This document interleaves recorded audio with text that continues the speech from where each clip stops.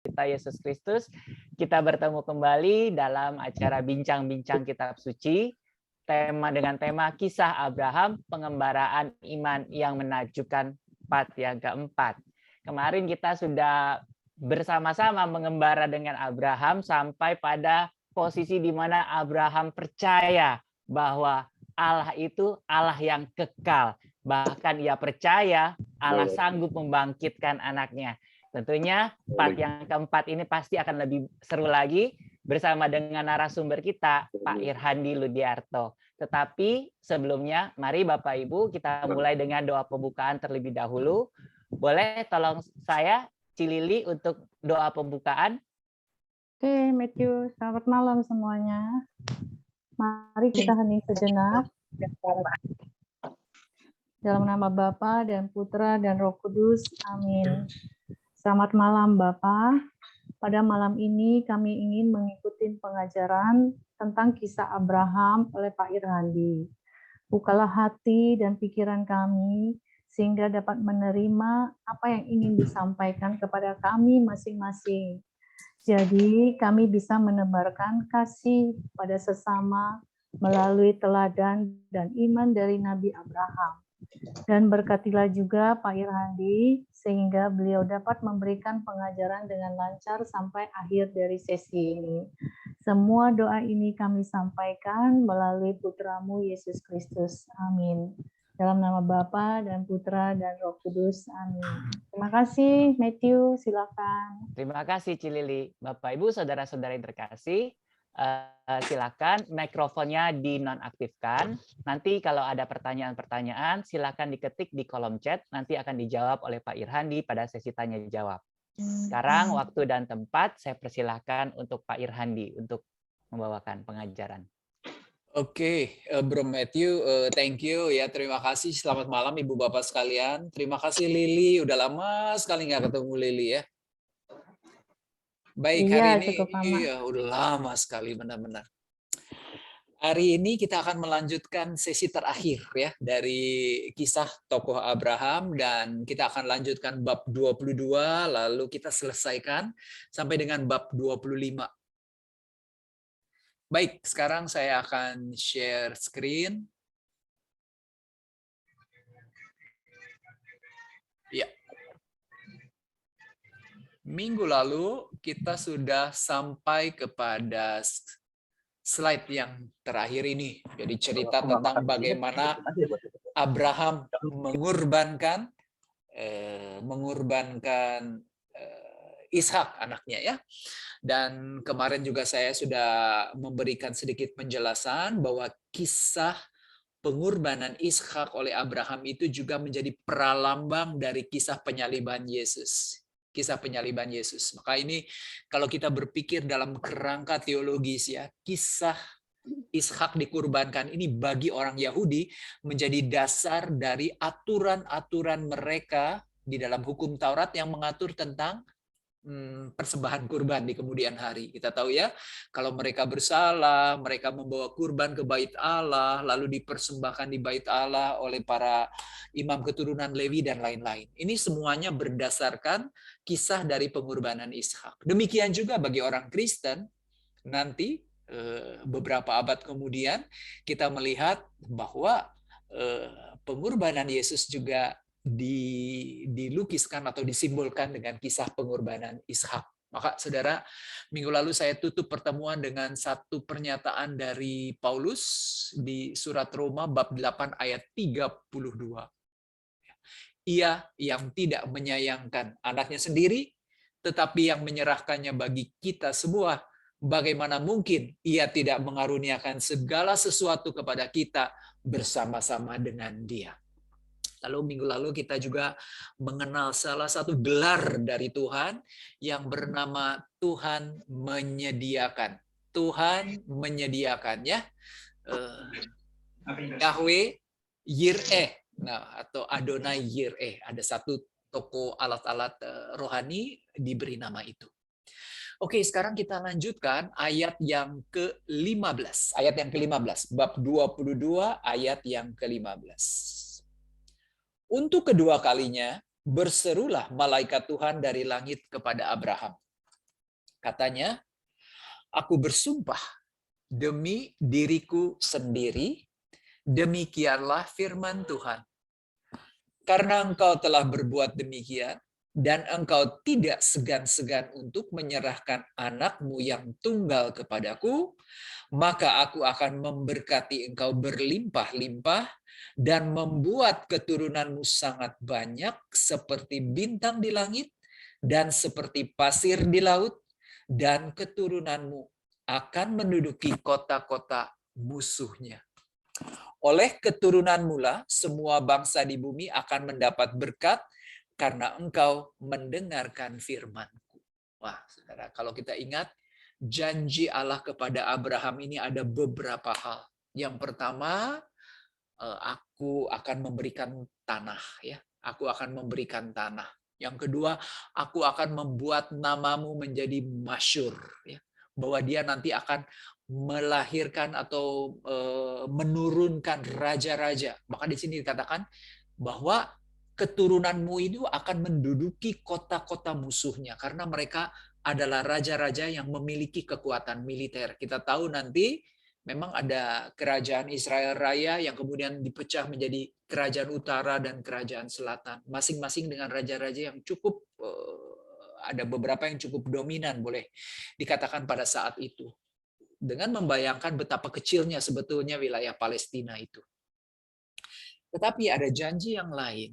Janjinya adalah oleh keturunanmu semua bangsa di bumi akan mendapat berkat. Nah, seperti saya katakan, beda Ishak dengan Ismail adalah Ishak ditetapkan sebagai ahli waris. Karena apa?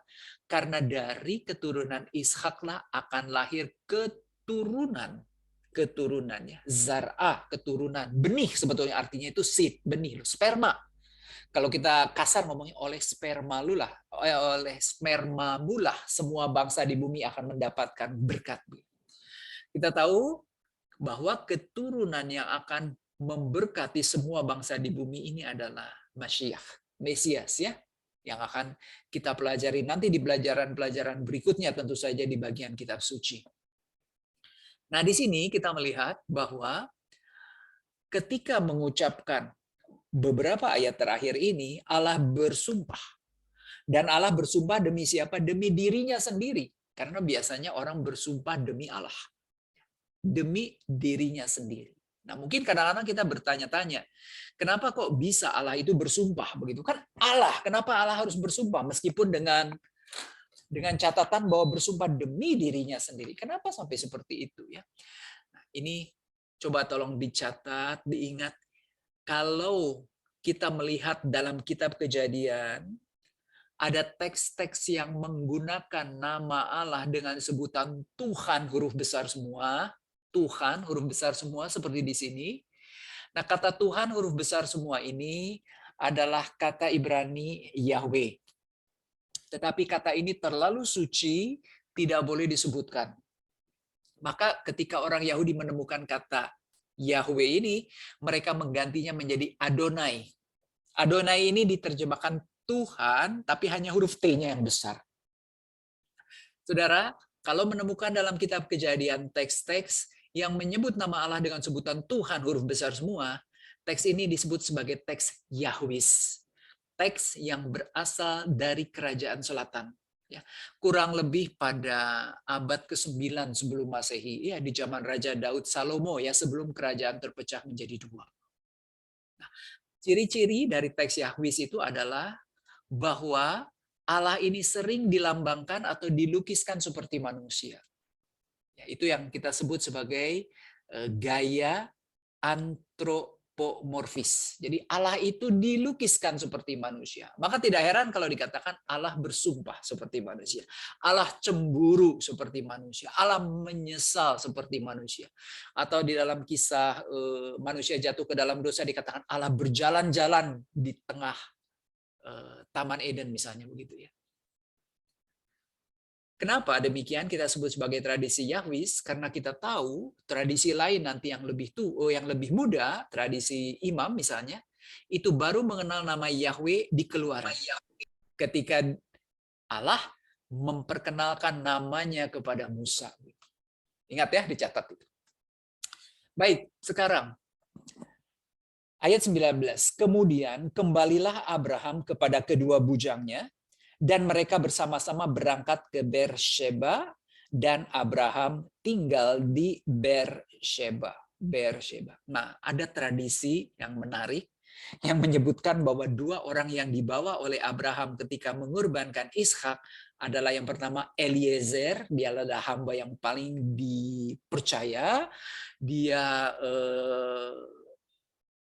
tadinya akan ditunjuk sebagai ahli waris di Kejadian bab 15. Yang satu lagi yang luar biasa, bujang yang satu lagi itu ternyata Ismail. Menurut salah satu tradisi ya, jangan dianggap ini sebagai satu kebenaran. Nah, saudara, kita tahu bahwa tempat menetapnya Abraham di Palestina itu namanya Hebron. Kan minggu lalu kita sudah belajar. Hebron ya. Hebron dari kata haver, artinya teman. Kenapa? Karena Abraham ini dikenal sebagai sahabat Allah.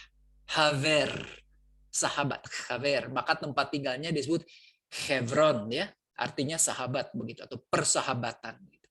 Tapi lucu, selepas dia mengorbankan Ishak ternyata dia tidak kembali ke Hebron, tetapi dia kembali ke Beersheba ya. Beersheba kita ingat belajar minggu lalu adalah tempat di mana Abraham mengadakan perjanjian dengan Raja Gerar yang namanya Abimelekh tentang sebuah sumur. Sumur ini diikat dengan sumpah antara Abraham dan Abimelekh bahwa sumur ini digali oleh Abraham dan menjadi milik bangsa Israel dan tidak boleh diganggu gugat oleh orang-orang Filistin atau orang-orang Gerar. Padahal jarak dari Beersheba dengan Hebron itu agak jauh. Kenapa saya sedikit rinci mengajarkan seperti itu? Nanti kita akan melihat fakta. Ada satu fakta yang hendak saya ceritakan di sini. Sebelumnya, kita akan melihat beberapa catatan ayat di dalam Perjanjian Baru yang mengutip sebetulnya dari Kejadian bab 22. Misalnya di di surat Yakobus bab 2 ayat 21. Bukankah Abraham bapak kita dibenarkan karena perbuatan-perbuatannya ketika ia mempersembahkan Ishak anaknya di atas mezbah. Ya, ini pasti mengambil dari Kejadian bab 22. Kemudian di surat pertama Makabe bab 2 ayat 52. Bukankah Abraham ternyata setia dalam pencobaan dan tidakkah itu diperhitungkan kepadanya sebagai kebenaran. Jadi saudara seperti saya katakan, kisah Kejadian bab 22 di mana Abraham ini diminta untuk mengorbankan Ishak itu benar-benar kisah yang paling memesona di dalam siklus atau rangkaian kisah-kisah tentang Abraham. Disitulah benar-benar karakter kualitas Abraham ini diuji. Maka teks ini selalu menjadi inspirasi bagi surat-surat di Perjanjian Baru ya. Misalnya itu di Galatia bab 3 ayat 6 sampai 18 kita intip sedikit. Surat Galatia bab 3 ayat 6 sampai dengan ayat 18. Misalnya Galatia bab 3 ayat 6 berbunyi apa? Secara itu jugalah Abraham percaya kepada Allah, maka Allah memperhitungkan hal itu kepadanya sebagai kebenaran. Ayat-ayat yang menarik nanti bisa dibaca begitu ya. Atau di surat kepada umat Ibrani bab 6 ayat 13 sampai 18 ini nanti kalau ada waktu kita baca, kalau tidak bisa dibaca sendiri. Betapa kita melihat pengarang-pengarang surat di dalam Perjanjian Baru, Paulus maupun yang lainnya, itu mengambil inspirasi dari kisah Abraham mengorbankan Ishak. Pertanyaan sekarang. Seorang anak yang sangat dikasihi, anak yang lahir di usia tua, anak ajaib, dikurbankan. Anak tunggal, ahli waris dikurbankan. Pasti timbul satu pertanyaan. Ada yang tahu nggak pertanyaannya apa? Coba nebak. Matthew masih ada hadiah nggak hari ini? Masih Pak Ir, ada 2 nah, ya. Coba pertanyaan ini. Kalau ada yang bisa jawab benar, hadiahnya udah 1 bisa dilepas. Coba saya ulang ya pertanyaan saya. anak tunggal, ahli waris, anak yang sangat dikasihi, lahir di usia tua, dikurbankan. Cerita ini ada satu kekurangannya loh. Apa kekurangannya? Kalau ada yang bisa jawab, hadiah menjadi milik Anda. Ada? Kurang teliti membaca teks. Pasti bisa jawab. Ini nggak ada hubungannya dengan tafsir kok. Ada? Wah, nggak ada. Hadiahnya buat saya kalau gitu. Iya, boleh nanya. Apa? Kekurangannya apakah karena Abraham berpikir dia sudah punya anak yang satunya lagi? Bukan. Ada satu hal yang menurut saya itu luput dari cerita ini. Anaknya tunggal kali Pak ya. Iya, emang anaknya tunggal. Cerita anak tunggal dikurbankan, Bu ya. Ada satu yang kurang di sini. Saya hitung. 1, 2, 3. Kemana ibunya? Pintar. Berikan hadiah pada orang itu. Siapa yang jawab? Pak Iwan. Pak Iwan. Berikan hadiah kepada Pak Iwan. Di mana ibunya? Ini ngomong-ngomong Pak Iwan yang ada di Gereja Andreas? Betul Pak Irhande. Oke. Di mana ibunya? Betul. Di mana Sarah? Kenapa bisa luput? Oh, ada yang berkata, Abraham subuh-subuh kabur bawa Ishak. Istrinya nggak tahu katanya. Ya kan? Istrinya tidak diceritakan. Nah, itu yang hendak kita bahas sedikit ya. Tapi sebelumnya, kita akan melihat satu ayat di kitab Nabi Yeremia. Yeremia bab 19 ayat 5. Yeremia bab 19 ayat 5. Mereka telah mendirikan bukit-bukit pengorbanan bagi Baal untuk membakar anak-anak mereka sebagai kurban bakaran kepada Baal, suatu hal yang tidak pernah kuperintahkan atau kukatakan dan yang tidak pernah timbul dalam hatiku, katanya gitu. Coba lihat.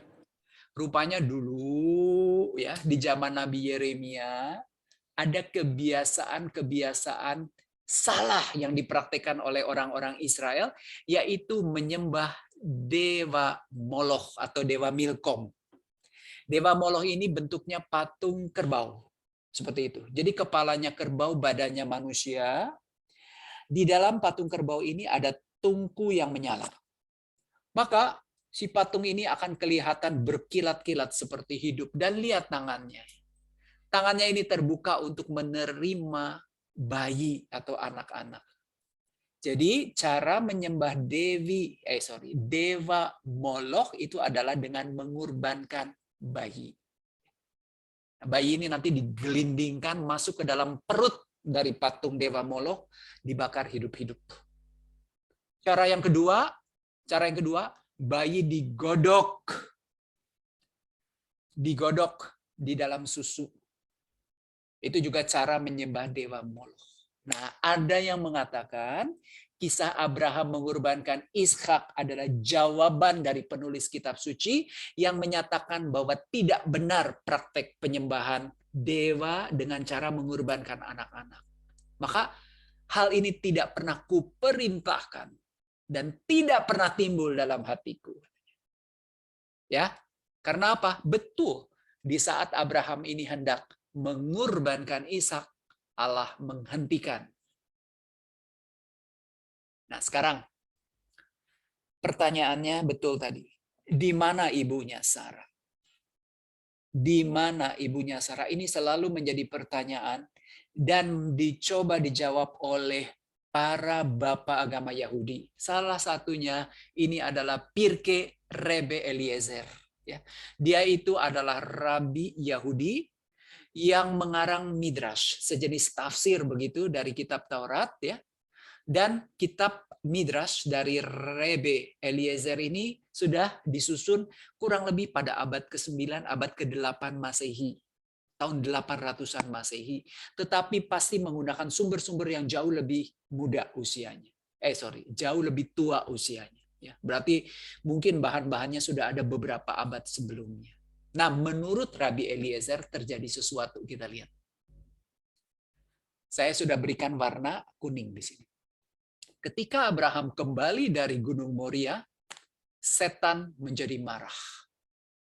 Dia tidak berhasil membuat Abraham mengorbankan Ishak. Oh, jadi menurut Nabi Eliezer, sebetulnya Allah itu tidak menyampaikan kepada Abraham untuk mengorbankan Ishak. Tetapi akhirnya Abraham ini mengorbankan Ishak karena dorongan setan. Lalu, karena dia kesal Abraham ini gagal mengorbankan Ishak, maka dia menyasar Sarah ibunya. Apa yang dia lakukan? Dia pergi kepada Sarah dan bertanya, "Kamu tidak mendengar apa yang terjadi di dunia ini?" Lalu Sarah menjawab, "Tidak." Dan setan berkata, "Abraham ini mengambil Ishak anaknya, lalu menyembelih dia, mempersembahkan dia di atas mezbah sebagai kurban." Wah, saudara, maka Sarah ini mulai menangis, ya, meraung-raung, dan tangisannya itu berupa 3 raungan. Nah, 3 raungan ini berhubungan dengan 3 bunyi sangkakala. Nanti saya jelaskan ya. Lalu apa? Jiwanya melayang dari tubuhnya dan dia mati. Jadi saudara, Sarah itu tidak tahu apa-apa loh. Dia tahu bahwa Abraham mengorbankan Ishak itu karena apa? Karena dia diberitahu oleh setan. Itu cerita menurut tafsir dari Rabbi Eliezer. Maka minggu lalu kan saya tanya, atau saya ajarkan, usia berapa Ishak ketika dia itu dikurbankan? Ya, ada yang mengatakan 25 Yosefus. Ada yang mengatakan 33, ya, ini sebuah tradisi rabbinik Targum Neofiti. Ada yang mengatakan 37. 37 karena apa? Kita tahu Sarah meninggal di usia 127. Melahirkan di usia 90. Berarti Sarah meninggal ketika Ishak ini dikurbankan. Nah, saudara, Abraham ini baru mengetahui bahwa Sarah meninggal sesudah dia kembali dari Bukit Moria. Ini salah satu cerita. Ada tradisi lain yang mengatakan Sarah ini mengetahui bahwa anaknya dikurbankan dari anaknya sendiri. Jadi Ishak kembali dari Bukit Moria, dia datang kepada ibunya. "Ibu, tadi aku dibawa oleh Bapak ke Bukit Moria, aku diikat mau dikurbankan." Sarah kaget lagi. Nah, saudara, sekarang kenapa dikatakan bahwa raungan atau isak tangis dari Sarah ini berkaitan dengan 3 bunyi sangkakala? Karena bacaan Ishak dikurbankan, Kejadian bab 22, ini menjadi bacaan tahun baru Yahudi, Rosh Hashanah, tahun baru Yahudi. Pada tahun baru Yahudi ini dibunyikan sangkakala dengan 3 melodi. Melodinya itu tet begitu, tet 3 kali. Kenapa sampai 3 kali? Oh, ini melambangkan 3 jeritan tangis Sarah mengetahui bahwa anaknya itu hendak dikurbankan oleh suaminya. Ya, cerita ini menarik, tapi tentu saja hanya sekedar tafsir ya. Jadi lupakan. Cuman ada kejadian seperti ini. Nah, saudara, oleh sebab itu nanti kita akan melihat di bab 23, kita akan masuk ya. Sarah ini hidupnya 127 tahun lamanya. Ketika dia melahirkan Ishak usianya 90. Berarti ketika dia meninggal usia Ishak 37 tahun. Itulah umur Sarah. Kemudian matilah Sarah di Kiryat Arba. Kiryat Arba itu apa? Hebron katanya. Lah ini gimana? Suami di Beersheba, istri di Hebron. Aneh kan? Aneh nggak? Aneh. Ada lagi yang berspekulasi. Itu dia suami istri lagi berantem. Maka satu di Beersheba, di selatan, satu di sebelah utara, di Hebron. Ini cerita yang menarik ya. Nah, saudara, Kiryat Arba ini artinya kampung 4. Arba itu artinya 4. Kiria itu artinya kampung. Kampung 4. Kenapa kampung 4? Menurut kita bilangan, kita lihat. Mereka berjalan melalui tanah Negeb, tanah selatan, sampai di Hebron atau Kiryat Arba. Di sana ada 3 orang, namanya Ahiman, Sesai, dan Taimai. Keturunan Anak, bukan enak ini, harusnya anak dibacanya. Hebron didirikan 7 tahun lebih dulu dari Soan di Mesir. Enak itu punya arti. Enak itu artinya raksasa. Jadi rupanya kenapa disebut sebagai Kiryat Arba? Di situ tinggal 4 orang raksasa. Enak dan 3 orang anaknya, Ahiman, Sesai, dan Taimai. Ya, semua ini tentu saja hanya merupakan tafsir ya. Kita lupakan, tapi bukan berarti bahwa cerita ini kadang-kadang tidak perlu. Kadang-kadang dalam hal pemahaman teks kita memerlukan cerita-cerita dari tradisi. Nah, saudara, sekarang kita akan melihat, tadi saya katakan bahwa pengorbanan Ishak oleh Abraham memiliki makna teologis. Kenapa nanti bangsa Yahudi di kemudian hari mengorbankan kurban kepada Allah, dipersembahkan di bait Allah, oleh siapa? Oleh imam-imam keturunan Lewi. Asalnya apa? Oh, karena pernah ada akedah. Akedah itu artinya Ishak dikurbankan oleh Abraham. Tapi ada juga yang mengatakan kisah ini menggambarkan, melambangkan pengorbanan Yesus di kayu salib nantinya. Maka saya katakan secara teologis ini kisah akedah atau pengikatan atau pengorbanan Ishak ini sangat penting. Tetapi kita juga perlu memahami teks ini secara spiritual. Inilah perjalanan spiritual Abraham. Karena kita lihat Abraham ini mengikat perjanjian dengan Allah, dan ketika mengikat perjanjian dengan Allah, dia itu membuat komitmen tertentu. Komitmennya apa? Lihat di awal, bab 12 ayat 1 dan 2. Tinggalkanlah negerimu, tinggalkanlah keluargamu, tinggalkanlah sanak saudaramu. Ada sesuatu yang harus dia kurbankan. Nanti kita masuk ke Kejadian bab 15, ingatnya ketika dia mengikat perjanjian dengan Allah, suruh memotong hewan jadi bangkai 2 bagian. Dia harus mengorbankan binatang kepunyaannya. Binatang-binatang ternaknya dia harus potong. Dia harus mengorbankan sesuatu. Di bab 17, kembali ketika dia mengikat perjanjian dengan Allah, dia harus sunat. Sunat itu apa? Mengorbankan salah satu dari bagian tubuhnya. Kulit kutubnya harus dipotong. Mengorbankan sesuatu. Kenapa? Karena nanti puncak dari perjanjian antara Allah dan Abraham itu adalah peristiwa di mana dia harus mengorbankan anaknya yang tunggal, anaknya yang dia kasihi. Jadi saudara, kita lihat bagaimana cerita ini dari awal merupakan sebuah perjalanan spiritual di mana kisah perjanjian antara Allah dan Abraham itu juga mengandung komitmen dari sisi Abraham. Dia harus mengorbankan sesuatu miliknya, entah itu rumahnya, orang tuanya, keluarganya, sanak saudaranya, entah itu binatang peliharaannya, entah itu tubuhnya sendiri, kulit khatannya harus dipotong, atau dia harus mengorbankan sesuatu yang paling berharga dari hidupnya, anaknya yang tunggal. Baik, saudara, sekarang kita masuk ayat 20, di sini tidak ada di dalam slide. Berbicara tentang keturunan Nahor. Nahor adalah saudara dari Abraham, anak dari Terah. Kita lihat. Sesudah itu, Abraham mendapatkan kabar juga Milka telah melahirkan anak laki-laki bagi Nahor saudaramu. Kita ingatnya Milka ini keponakan sebetulnya dari Nahor.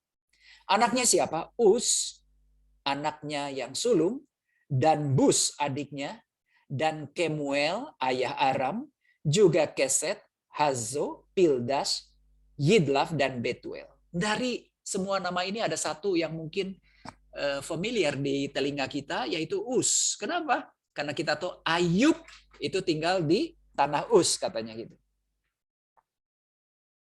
Terus ayat 23. Dan Betuel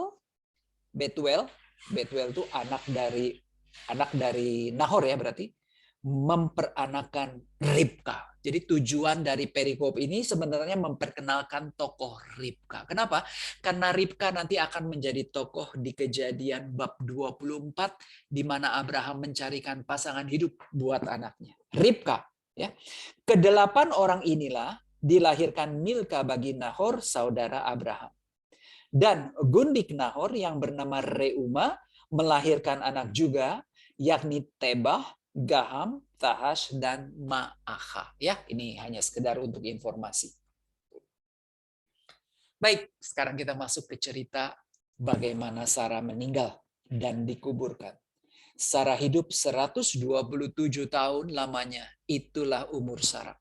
Kalau kita tahu bahasa Ibraninya, tidak disebutkan 127 tahun, tetapi Sarah hidup 100 tahun, 20 tahun, dan 7 tahun.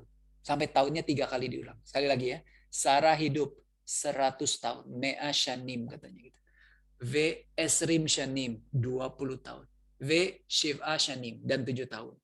100 dan 20 dan 7. Kenapa sampai begitu caranya? Padahal kita bisa menyebutkan langsung 127 ya. Mea Esrim Vesheva bisa. Kenapa harus dipisahkan? Nah, karena ada tradisi lagi di balik cerita ini. Ingat nggak? Saya bercerita aneh banget ya. Wanita 80 sekian tahun masih bisa memesona Raja Abimelekh, Raja Gerar, dalam keadaan hamil lagi. Kenapa? Rupanya Sarah ini memang wanita yang cantik. Kecantikan dia dari usia 7 tahun sampai 20 tahun sampai 100 tahun tidak pernah berubah. Nah, itu ada keyakinan seperti itu. Maka ceritanya dikatakan Sarah ini hidupnya 100 tahun, 20 tahun, 7 tahun. Itulah umur Sarah. Kemudian matilah Sarah di Kiryat Arba. Tadi saya sudah jelaskan Kiryat Arba ya, kampung Ampat. Konon menurut tradisi di kota ini tinggal 4 orang raksasa. Nah, Kiryat Arba ini nama lain dari kota Hebron di tanah Kanaan. Lalu Abraham datang meratapi dan menangisinya. Waktu baca teks ini, kita sudah harusnya curiga. Kenapa Abraham harus datang meratapi dan menangisinya? Abraham datang berarti Abraham ini tidak tinggal bersama-sama dengan Sarah. Jelaslah, suami di Beersheba di selatan, istri di Hebron di utara. Nah, saudara, di kitab Hakim-Hakim bab 1 ayat 10 dikatakan bahwa Hebron itu dahulunya bernama Kiryat Arba. Ya, kita lihat. Lalu suku Yehuda bergerak menyerang orang Kanaan yang diam di Hebron. Nama Hebron dahulu adalah Kiryat Arba dan memukul kalah Sesai, Ahiman, dan Talmai. Ya, ini Anda tahu ya, 3 orang itu siapa. Jadi para ahli tafsir akan berspekulasi lagi mengatakan bahwa dalam kematiannya Sarah ini memendam luka batin yang luar biasa terhadap suaminya sendiri. Ya, kalau ada yang mengatakan seperti itu, ada tradisi di balik itu. Kitab sucinya sendiri tidak berbicara apa-apa. Ayat yang ketiga, saya. Sesudah itu Abraham bangkit dan meninggalkan istrinya yang mati itu, lalu berkata kepada Bani Het. Het itu adalah penduduk asli Kanaan. Aku ini orang asing dan pendatang di antara kamu. Dia orang asing loh. Belum penduduk. Dia orang asing. Berikanlah kiranya kuburan milik kepadaku di tanah kamu ini, supaya kiranya aku dapat mengantarkan dan menguburkan istriku yang mati itu. Dia perlu tanah kuburan. Ingat loh, sebelumnya Abraham ini bangsa nomaden. Bangsa yang selalu berpindah-pindah tempat tinggal. Tapi ketika istrinya mati, dia tidak bisa membawa mayat itu ikut pindah-pindah seperti dia. Dia perlu tempat yang permanen. Maka dia perlu kuburan. Perlu kuburan. Bani Het menjawab Abraham ayat 5. Dengarlah kepada kami, Tuanku. Tuanku ini seorang Raja Agung di tengah-tengah kami. Jadi kuburkanlah istrimu yang mati itu dalam kuburan kami yang terpilih. Tidak akan ada seorang pun dari kami yang menolak menyediakan kuburannya bagimu untuk menguburkan istrimu yang mati itu. Dalam beberapa kesempatan sebelum ini, saya menguraikan bagaimana dekatnya hubungan antara Abraham dengan penduduk asli Kanaan. Ya, ketika dia melepaskan Lot, siapa yang membantu dia? Maka sekarang begitu ada masalah, tidak ada tanah untuk mengubur Sarah, no problem, kata orang-orang asli Kanaan. Engkau teman kami kok, engkau kami hormati, pilihlah kuburan apapun juga, masa kami tidak mengizinkan. Ayat 7.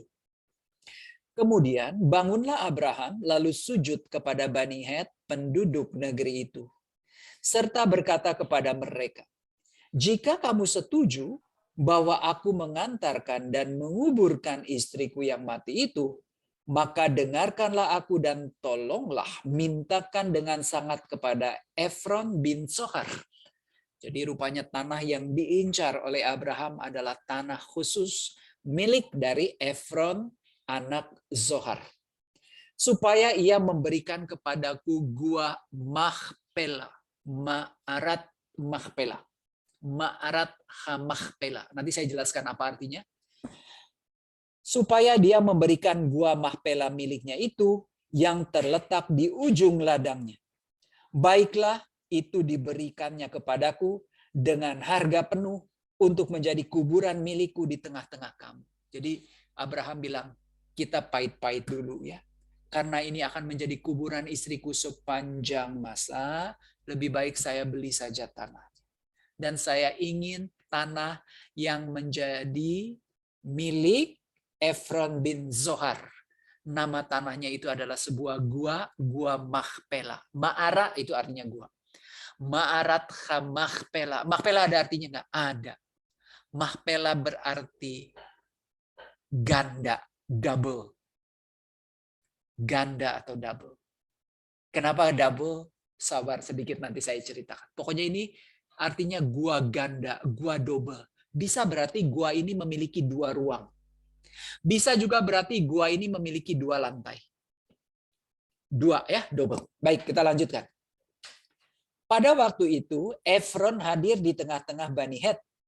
Maka jawab Efron, orang Het itu kepada Abraham, dengan didengar oleh Bani Het, oleh semua orang yang datang di pintu gerbang kota. Seperti saya jelaskan, pintu gerbang kota adalah tempat pengadilan nomor 1. Kedua, tempat melaksanakan segala jenis transaksi. Di situ berkumpul para tua-tua kota, orang-orang yang dihormati, mereka yang akan memutuskan segala sesuatu yang berkaitan dengan penduduk kota itu. Ayat 11, tidak tuanku, dengarkanlah aku. Ladang itu kuberikan kepadamu dan gua yang di sana pun kuberikan kepadamu. Di depan mata orang-orang sebangsaku kuberikan itu kepadamu. Kuburkanlah istrimu yang mati itu. Aduh, kata Efron, nggak usah dibayar.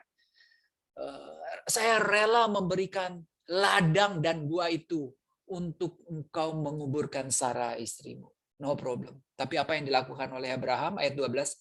Sujudlah Abraham di depan penduduk negeri itu. Ingat ya, pada zaman dulu sujud itu menyatakan bentuk penghormatan.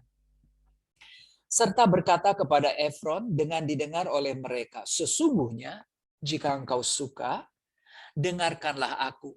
Aku membayar harga ladang itu. Terimalah itu daripadaku, supaya aku dapat menguburkan istriku yang mati itu di sana.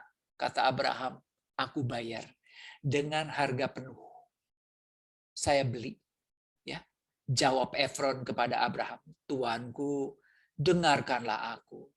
Sebidang tanah dengan harga 400 shikal perak, apa artinya bagi kita? Kuburkanlah saja istrimu yang mati itu. Saudara, kita tidak tahu berapa harga tanah pada saat itu.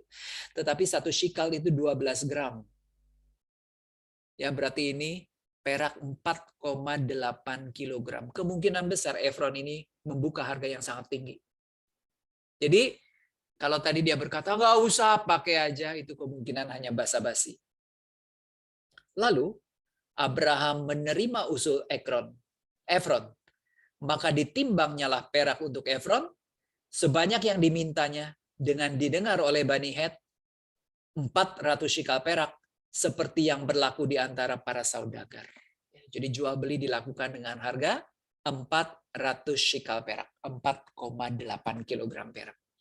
Demikianlah ladang Efron yang letaknya di Mahpela di sebelah timur Mamre, ladang dan gua yang di sana, serta segala pohon di ladang itu, bahkan di seluruh tanah itu sampai ke tepi-tepinya, diserahkan kepada Abraham menjadi tanah belian di depan mata Bani Het itu, di depan semua orang yang datang di pintu gerbang itu. Aduh, saya menarik sekali kalau membaca teks ini. Kenapa? Belum ada notaris pada saat itu. Inilah cara orang mengikat akte jual beli tanah. Kalau Anda biasa jual beli, pasti kalau jual rumah ditulisnya apa? Sebidang tanah beserta bangunan yang didirikan di atasnya dan beserta segenap turutan-turutannya. Selalu ditulis seperti itu. Ya, artinya apa? Oh, di atas tanah itu ada pohon mangga, ya ikut dijual. Di atas tanah itu ada kolam ikan, ya ikut dijual. Jadi nggak bisa jual rumah, sorry ya saya jual rumah saya, tapi pohon mangga yang di situ nggak boleh. Itu tetap punya saya, itu nggak bakal bisa. Dan kalau kita lihat di sini juga sama ya. Ketika dijual tanah itu didata segala pohon yang ada di ladang itu sampai ke tepi-tepinya. Tidak boleh ada yang ditinggalkan, yang tetap menjadi milik pemiliknya yang pertama. Oke. Ayat 18, diserahkan kepada Abraham menjadi tanah belian di depan mata Bani Het itu, di depan semua orang yang datang di pintu gerbang kota. Sesudah itu, Abraham menguburkan Sara istrinya di dalam gua ladang Makpela itu di sebelah timur Mamre, yaitu Hebron di tanah Kanaan. Demikianlah dari pihak Bani Het, ladang dengan gua yang ada di sana diserahkan kepada Abraham menjadi kuburan miliknya. Saudara, janji tanah kepada Abraham sampai kematian istrinya belum terwujud. Yang berhasil dikuasai oleh Abraham hanya sejengkal tanah kuburan, yaitu Gua Makpela. Maka saudara, kalau kita lihat perjanjian antara Allah dan Abraham memang sebuah perjalanan spiritual. Tidak serta-merta segala sesuatu diberikan kepada Abraham. Buktinya, sampai nanti Abraham meninggal, hanya Gua Makpela ini, tanah yang dimiliki di tanah terjanji. Yang lainnya belum sama sekali. Nah, sekarang, saudara, di latar belakang Anda lihat, inilah tampang dari Gua Makpela sekarang. Ya. Masih ada situsnya di Tanah Suci, di Palestina, Gua Makpela. Sekarang di situ berdiri sebuah masjid, ya. Masjidnya namanya Al-Ibrahim, masjid yang didedikasikan kepada Abraham begitu. Saudara, tadi saya katakan Makpela berarti ganda. Kenapa? Karena di sana rupanya dimakamkan suami istri. Siapa? Abraham dan Sarah itu dimakamkan di sana. Lalu Ishak dan Ribka dimakamkan di sana. Lalu siapa lagi nanti? Yakub dan Lea dimakamkan di sana. Bahkan ada tradisi yang meyakini Adam dan Hawa pun dimakamkan di sana. Jadi di sana selalu dikuburkan suami istri. Makanya tidak heran disebut kembar atau ganda, Makpela. Kuburan ganda suami istri begitu. Nah, ayat-ayat yang membuktikan bahwa para bapak bangsa dan ibu bangsa ini dikuburkan di Makpela, ini bisa kita lihat di Kejadian bab 25 ayat 9. Kita lihat bagaimana Abraham juga dikuburkan di Makpela, ya. Nanti Ishak di bab 35 dia juga dikuburkan di Makpela. Nanti Yakub di bab 50 dia juga dikuburkan di Makpela. Pertanyaannya, Yakub kan istrinya 2. Satu lagi adiknya yang namanya Rachel, adik dari Lea. Kenapa dia tidak dikuburkan di Makpela? Karena Rachel ini meninggalnya ketika dia melahirkan Benyamin. Ketika dia melahirkan Benyamin, mengalami kesulitan waktu dia melahirkan, kesulitan bersalin, dia meninggal sesaat sesudah melahirkan Benyamin. Maka dia tidak sempat dikuburkan di Makpela, dia dikuburkan di dekat Bethlehem. Sampai sekarang kuburnya masih ada. Itu juga situs milik orang-orang Muslim sekarang. Saudara, maka ketika terjadi pembunuhan bayi-bayi berusia 2 tahun ke bawah di Bethlehem, atas perintah dari Kaisar Herodes Agung, ada penulis Injil Matius, mengutip ayat-ayat dari Nabi Yeremia. Terdengarlah tangisan Rachel di Rama. Rama itu dekat dengan Bethlehem, ya. Kenapa? Karena ada anak-anak Israel yang dibunuh. Nah, itu kaitannya seperti itu. Tapi sesungguhnya tradisi ini hanya satu. Coba kita lihat di Kisah Para Rasul bab 7 ayat 15. Ini waktu Stefanus, sang martir pertama, membela diri. Apa yang dia katakan? Lalu pergilah Yakub ke tanah Mesir, di situ ia meninggal, ia dan nenek moyang kita. Mayat mereka dipindahkan ke Sikem dan diletakkan di dalam kuburan yang telah diberi Abraham dengan sejumlah uang perak dari anak-anak Hemor di Sikem. Beda ya. Stefanus mengikuti tradisi bahwa kubur dari para bapak bangsa ini adanya di Sikem. Di Sikem. Jadi ada 2 tradisi rupanya. Kubur bapak dan ibu bangsa itu ada di Makpela, yang satu lagi ada di Sikem, yang jelas berbeda. Baik, sekarang kita lanjutkan dengan bab 24. Tinggal bab 24 dan 25 kita sudahi ya, kisah mengenai Abraham. Tapi ini panjang banget, kita pelan-pelan baca. Adapun Abraham telah tua dan lanjut umurnya, serta diberkati Tuhan dalam segala hal. Berkatalah Abraham kepada hambanya yang paling tua. Tidak disebutkan namanya siapa, tapi kita mengandai-andai bahwa dia adalah Eliezer. Hamba yang paling dipercaya. Hamba yang paling tua di dalam rumahnya, yang menjadi kuasa atas segala kepunyaannya. Wajar ya, karena Eliezer dulu pernah mau ditunjuk sebagai ahli waris Abraham. Katanya, letakkanlah tanganmu di bawah pangkal pahaku, supaya aku mengambil sumpah demi Tuhan, Allah yang empunya langit dan yang empunya bumi, bahwa engkau tidak akan mengambil untuk anakku seorang istri dari antara perempuan Kanaan yang di antaranya aku diam. Tetapi engkau harus pergi ke negeriku dan kepada sanak saudaraku untuk mengambil seorang istri bagi Ishak anakku. Di usia tuanya, Abraham merasa usianya sudah tidak lama lagi. Dia ingin mencarikan jodoh untuk Ishak. Tapi dia tidak ingin menantunya berasal dari perempuan asing, perempuan Kanaan.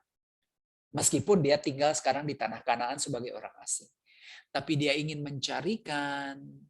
mencarikan istri orang yang sebangsa, sesuku dengan dia. Maka si hambanya ini disuruh kembali ke Haran. Untuk mencarikan jodoh untuk Ishak dari kaum keluarganya sendiri. Ini namanya perkawinan endogamus. Perkawinan endogamus ya. Satu suku, satu marga begitu. Satu suku, satu marga. Nah, saudara, yang menarik bahwa Eliezer atau hamba ini disuruh bersumpah dengan meletakkan tangan di bawah pangkal paha dari Abraham.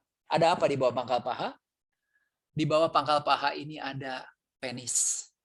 Bersumpah itu memegang penis Abraham. Kenapa demikian ya? Aneh sekali. Karena kita tahu janji Allah kepada Abraham ini menyangkut juga keturunannya. Kepada keturunanmu lah semua tanah ini akan kuserahkan bagimu. Jadi keturunan ini terikat dalam perjanjian. Dan keturunan ini berasal dari apa? Dari sesuatu yang ada di bawah pangkal paha. Maka saudara, kalau Anda lihat dalam bahasa Inggris, bersaksi itu to testify. Itu mirip sebetulnya dengan bunyi testicles. Aneh ya? Tapi ya begitu yang terjadi. Jadi bersumpah, dan ini bukan sekali saja digunakan di dalam perjanjian lama. Misalnya di Kejadian bab 47 ayat 29. Ketika mau mati, Yakub juga berkata yang sama. Ketika hampir waktunya Israel atau Yakub akan mati, dipanggilnya anaknya Yusuf dan berkata kepadanya, jika aku mendapat kasihmu, letakkanlah kiranya tanganmu di bawah pangkal pahaku dan bersumpahlah bahwa engkau akan menunjukkan kasih dan setia kepadaku. Janganlah kiranya dikuburkan aku di Mesir. Dia tidak mau dikuburkan di Mesir. Jadi sekarang tahu ya kenapa mengikat sumpah itu sambil meletakkan tangan di bawah pangkal paha. Karena sumpah ini akan berkaitan dengan keturunan Abraham. Oke. Lalu ayat 5. Berkatalah hambanya itu kepadanya, mungkin perempuan itu tidak suka mengikuti aku ke negeri ini. Haruskah aku membawa anakmu itu kembali ke negeri dari mana tuanku keluar? Tetapi Abraham berkata kepadanya, awas, jangan kau bawa anakku itu kembali ke sana. Kenapa dia berkata seperti itu? Karena dia mati-matian meninggalkan tanah itu. Ya. Ingat ya, di kitab Yosua dikatakan, di negeri itu banyak penyembahan berhala. Abraham itu meninggalkan tanah itu karena keluarganya adalah penyembah berhala. Udah jangan bawa lagi ke sana. Ayat 7. Tuhan, Allah yang empunya langit, yang telah memanggil aku dari rumah ayahku, serta dari negeri sanak saudaraku, dan yang telah berfirman kepadaku, serta yang bersumpah kepadaku demikian, kepada keturunanmu lah akan kuberikan negeri ini. Dialah juga yang akan mengurus malaikatnya berjalan di depanmu, sehingga engkau dapat mengambil seorang istri dari sana untuk anakku. Jangan takut, kata Abraham. Jodoh itu di tangan Tuhan. Tuhan yang akan memberikan jodoh bagi Ishak. Kamu ikuti saja perintah saya. Jika perempuan itu, ayat 8, tidak mau mengikuti engkau, maka lepaslah engkau dari sumpahmu kepadaku ini. Hanya saja jangan anakku itu kau bawa kembali ke sana. Jangan kembali lagi ke tanah yang memuja berhala. Lalu ayat 9, hamba itu meletakkan tangannya di bawah pangkal paha Abraham tuannya dan bersumpah kepadanya tentang hal itu. Ketika hamba itu mengambil 10 ekor dari unta tuannya dan pergi dengan membawa berbagai-bagai barang berharga kepunyaan tuannya, demikianlah ia berangkat menuju Aram, Mesopotamia, ke kota Nahor. Di sana disuruhnyalah unta itu berhenti di luar kota dekat suatu sumur pada waktu petang hari, waktu perempuan-perempuan keluar untuk menimba air. Wah, saudara, seperti saya ceritakan, sumur ini selalu menjadi setting tempat untuk sebuah perjodohan. Ya, di sini kita lihat Ribka ditemukan di sumur. Nanti Rachel ditemukan di sumur. Zipora istri Musa ditemukan di sumur. Maka jangan heran nanti perempuan Sarfat ditemukan oleh Elia juga di sumur. Perempuan Samaria ditemukan oleh Yesus juga di sumur. Biasanya sumur adalah setting untuk sebuah perjodohan. Bagi para bapak bangsa, perjodohan ini adalah perjodohan suami istri. Tapi bagi Elia, bagi Yesus, perjodohan ini adalah perjodohan rohani. Menjadi mempelai Kristus, menjadi umat Kristus. Ayat 12. Lalu berkatalah ia, Tuhan, Allah Tuanku Abraham, buatlah kiranya tercapai tujuanku pada hari ini. Tunjukkanlah kasih setiamu kepada Tuanku Abraham. Di sini, aku berdiri di dekat mata air. Dan anak-anak perempuan penduduk kota itu datang keluar untuk menimba air. Anda lihat perjalanan yang dilakukan oleh hamba dari Hebron, tempat tinggal Abraham, sampai ke tempat Nahor, Aram Naharaim ini cukup jauh ya. Kiranya terjadi begini. Ayat 14. Anak gadis, kepada siapa aku berkata, tolong miringkan buyungmu itu, supaya aku minum. Dan yang menjawab, minumlah. Dan unta-untamu akan kuberi minum. Dialah kiranya yang kau tentukan bagi hambamu Ishak. Maka dengan begitu, akan ku ketahui bahwa engkau telah menunjukkan kasih setiamu kepada tuanku itu. Wah, saudara, menentukan jodoh enak banget. Berdoa, minta dilakukan, atau minta Tuhan memberikan sebuah tanda. Tandanya dia yang mengatur lagi. Saya dengan unta-unta saya kehausan nih. Ini banyak sekali gadis keluar menimba air. Kalau ada anak gadis yang saya minta air, memberikan air kepada saya, lalu memberikan air kepada binatang-binatang saya, udah, itulah jodoh Ishak. Ayat 15, sebelum ia selesai berkata, maka datanglah Ribka, yang lahir bagi Betuel, anak laki-laki Milka, istri Nahor, saudara Abraham. Buyungnya dibawanya di atas bahunya. Anak gadis itu sangat cantik parasnya, seorang perawan, belum pernah bersetubuh dengan laki-laki. Ia turun ke mata air dan mengisi buyungnya, lalu kembali naik. Kemudian berlarilah hamba itu mendapatkannya serta berkata, tolong beri aku minum air sedikit dari buyungmu itu. Jawabnya, minumlah Tuan. Maka segeralah diturunkannya buyungnya itu ke tangannya, serta diberinya dia minum. Setelah ia selesai memberi hamba itu minum, berkatalah ia, baiklah untuk unta-untamu juga kutimba air, sampai semuanya puas minum. Kemudian segeralah dituangnya air di buyungnya itu ke dalam palungan, lalu berlarilah ia sekali lagi ke sumur untuk menimba air, dan ditimbanyalah untuk semua unta orang itu. Dan orang itu mengamat-amatinya dengan berdiam diri untuk mengetahui apakah Tuhan membuat perjalanannya berhasil atau tidak. Apa kesimpulan kita dari cerita teks ini? Cerita teks ini menyatakan satu hal. Jodoh itu ada di tangan Tuhan. Karena Abraham tadi berkata, Tuhan akan memberikan jodoh untuk Ishak. Kamu tidak usah pusing. Nanti sampai di tempatnya Nahor, jalan itu akan muncul sendiri. Jodoh ada di tangan Tuhan. Dan kalau kita lihat kenapa ya sampai nanti perjalanan sang hamba ini berhasil, karena dikatakan di ayat 7, dia akan mengutus malaikatnya berjalan di depanmu. Jadi perjalanan hamba ini ditemani oleh malaikat.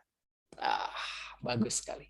Saudara, pertanyaan saya yang kedua berkaitan dengan hadiah terakhir di kursus Abraham ini. Ada kisah di dalam kitab suci yang juga bercerita tentang jodoh di tangan Tuhan. Ada sebuah perjalanan yang jauh dilakukan. Dalam perjalanan itu ada malaikat. Siapakah tokoh itu?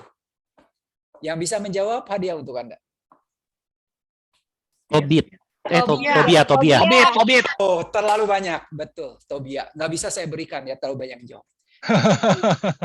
Pinter-pinter ya kalian. Betul, Tobia ya. Tobia siapa istrinya? Sarah.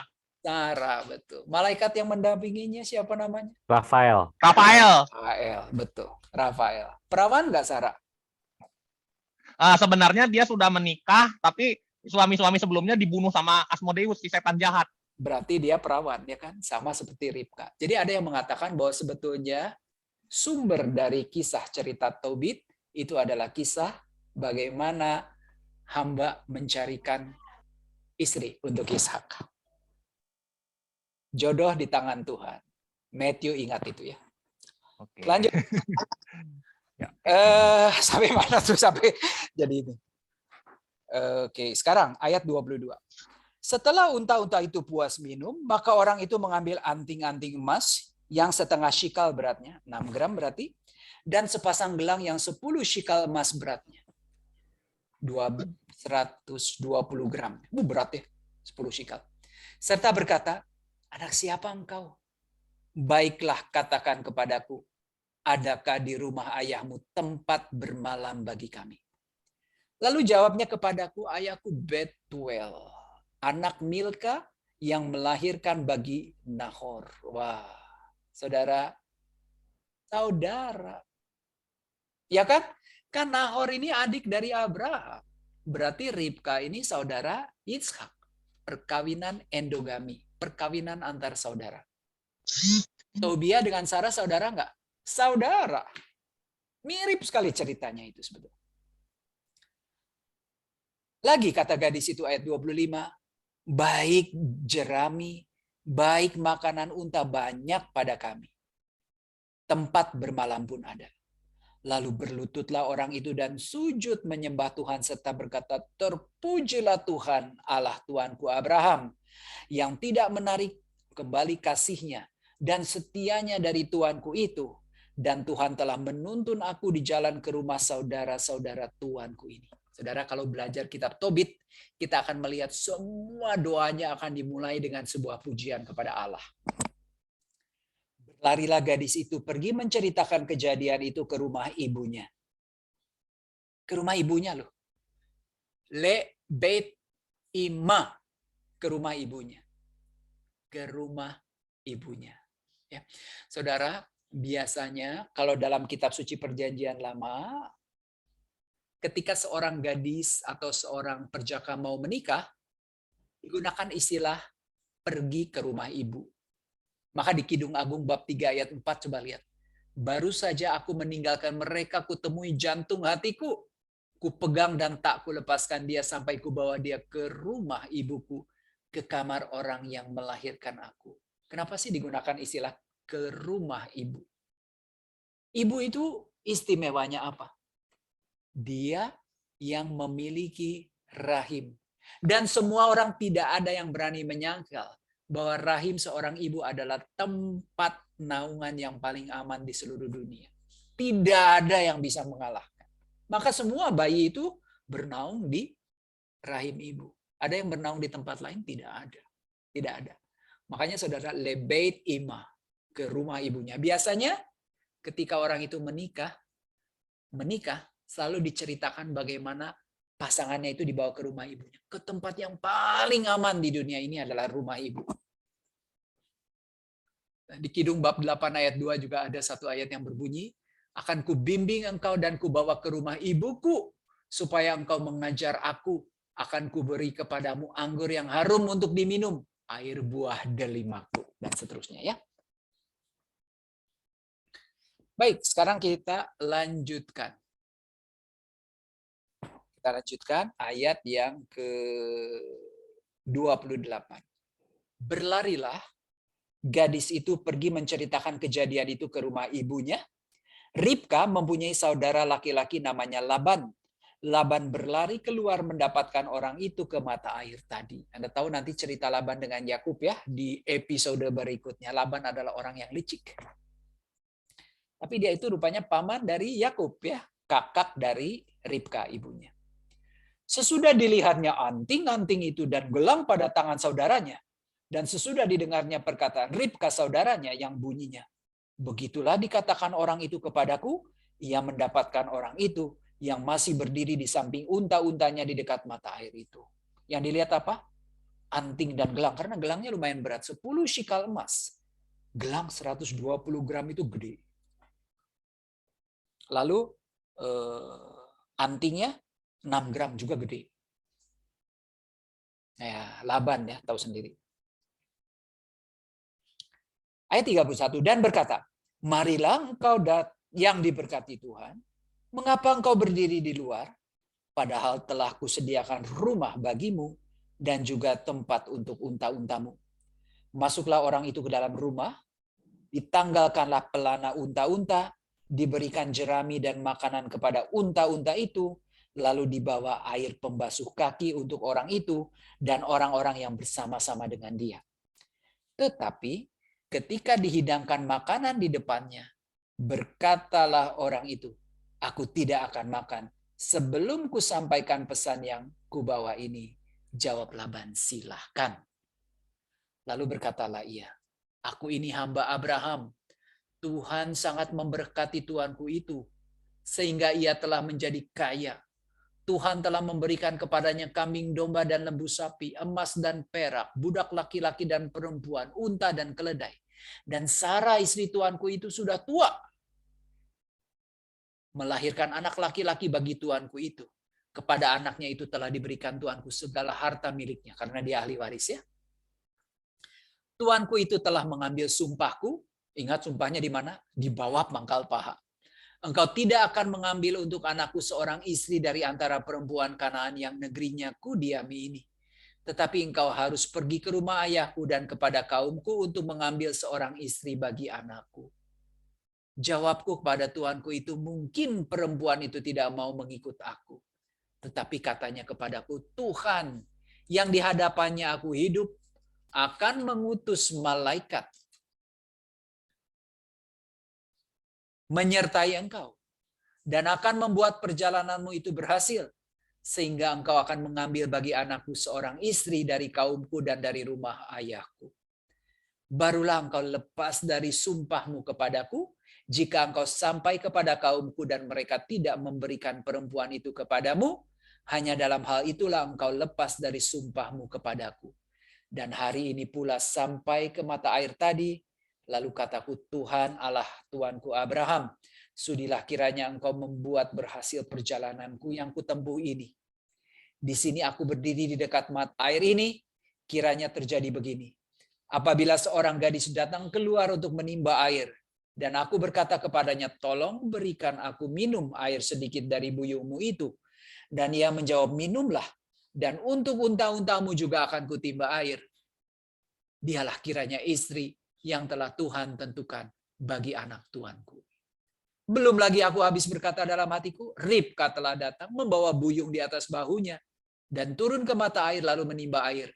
Kataku kepadanya, tolong berikan aku minum. Segeralah ia menurunkan buyung itu dari atas bahunya serta berkata, minumlah, dan unta-untamu juga akan kuberi minum. Lalu aku minum, dan unta-unta itu juga diberinya minum. Sesudah itu aku bertanya kepadamu, anak siapakah engkau? Jawabnya, ayahku Betuel anak Nahor yang dilahirkan Milka. Lalu aku mengenakan anting-anting kepada hidungnya dan gelang pada tangannya. Kemudian berlututlah aku dan sujud menyembah Tuhan, serta memuji Tuhan, Allah Tuanku Abraham, yang telah menuntun aku di jalan yang benar untuk mengambil anak perempuan saudara tuanku ini bagi anaknya. Saudara, ketika kita membaca di sini terjadi repetisi. Sesuatu yang diceritakan secara naratif di bagian awal, sekarang diceritakan dalam bentuk kutipan di bagian tengah. Tetapi sebetulnya hanya satu hal yang paling penting. Kita melihat betapa seringnya kata Tuhan ini muncul. Maka saudara, teks ini ingin menekankan penyertaan Tuhan ketika Abraham mencarikan jodoh untuk Ishak. Maka saya katakan teks ini cocok diberi judul jodoh di tangan Tuhan. Jodoh di tangan Tuhan. Ya, jodoh di tangan Tuhan nomor satu. Yang kedua apalagi? Perkawinan semarga, perkawinan sekaum, perkawinan endogami.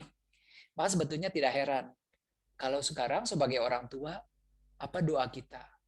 Moga-moga dapat jodoh yang seiman. Pasti begitu kan?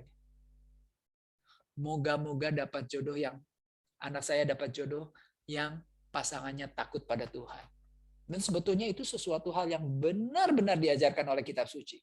Kisah perkawinan antara Ishak dan Ribka, kisah perkawinan antara Tobia dan Sarah itu membuktikan teks itu. Jadi jangan pernah ragu berdoa untuk hal-hal seperti itu. Nah saudara, terus sekarang. Ayat 49. Jadi sekarang, apabila kamu mau menunjukkan kasih dan setia kepada Tuanku itu, beritahukanlah kepadaku. Dan jika tidak, beritahukanlah juga kepadaku supaya aku tahu entah berpaling ke kanan atau ke kiri. Jadi saudara, tadinya si hamba ini udah diajak makan. Tapi hamba ini tidak mau makan sebelum dia mengutarakan maksud kedatangannya. Sama seperti ketika Tobia datang di rumah orang tua Sarah. Kan disuruh makan. Tapi Tobia tidak mau makan. Karena dia ingin melamar Sarah terlebih dahulu. Ya sama ceritanya, persis sekali ceritanya. Ayat 50. Lalu Laban dan Betuel menjawab. Laban ini kakaknya Ribka, Betuel ayahnya Ribka. Semuanya ini datang dari Tuhan. Sekali lagi loh ya. Kami tidak dapat mengatakan kepadamu baik atau buruknya. Lihat, Ribka ada di hadapanmu. Bawalah dia dan pergilah supaya ia menjadi istri anak tuanmu seperti yang difirmankan Tuhan. Ketika hamba Abraham itu mendengar perkataan mereka, sujudlah ia sampai ke tanah menyembah Tuhan. Berapa kali Tuhan disebut Anda bisa hitung sendiri. Kemudian hamba itu mengeluarkan perhiasan emas dan perak serta pakaian kebesaran dan memberikan semua itu kepada Ribka. Juga kepada saudaranya dan kepada ibunya diberikan pemberian yang indah-indah. Sesudah itu makan dan minumlah mereka, ia dan orang-orang yang bersama-sama dengan dia, dan mereka bermalam di situ. Oke. Paginya sesudah mereka bangun, berkatalah hamba itu, lepaskanlah aku pulang ke rumah tuanku. Tetapi saudara Ribka berkata serta ibunya juga, biarkanlah anak gadis itu tinggal pada kami barang 10 hari lagi. Kemudian bolehlah engkau pergi. Sama, ya kan? Waktu sesudah pernikahan, kan sebetulnya Tobia dan Sarah itu mau segera kembali ke rumah Tobit. Karena Tobitnya kan buta. Lagi pula Tobia sudah meninggalkan rumah orang tua terlalu lama, takut orang tuanya cemas. Tapi kan ditahan oleh mertuanya. Tunggulah. Bentar lagi. Persis kok ceritanya ini. Ayat 57. Ayat 56. Tetapi jawabnya kepada mereka, janganlah tahan aku, sedang Tuhan telah membuat perjalananku berhasil. Lepaslah aku, supaya aku pulang kepada Tuanku. Kata mereka, baiklah kita panggil anak gadis itu dan menanyakan kepadanya sendiri. Lalu mereka memanggil Ribka dan berkata kepadanya, maukah engkau pergi beserta orang ini? Jawabnya, mau.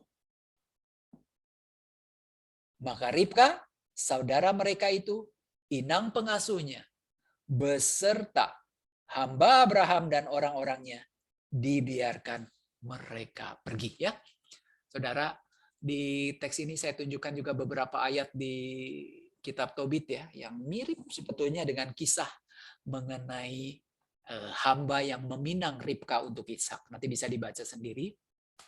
Sekarang kita lanjutkan ayat yang ke-60. Dan mereka memberkati Ribka, kata mereka kepadanya, saudara kami, moga-moga engkau menjadi beribu-ribu laksa. Moga-moga keturunanmu menduduki kota-kota musuhnya. Dan kita tahu ya, ini adalah janji Tuhan kepada Abraham, kepada keturunanmu. Ya, janji ini akan digenapi. Engkau akan menghasilkan raja-raja, ya, namamu akan termasyhur dan lain-lain. Lalu berkemaslah Ribka serta hamba-hamba perempuan, dan mereka naik unta mengikuti orang itu. Demikianlah hamba itu membawa Ribka lalu berjalan pulang. Sekarang ayat 62. Adapun Ishak telah datang dari arah sumur Lahairoi. Ia tinggal di tanah Negev. Oke, pertanyaan. Siapa yang menemukan sumur Lahairoi? Ayo jawab.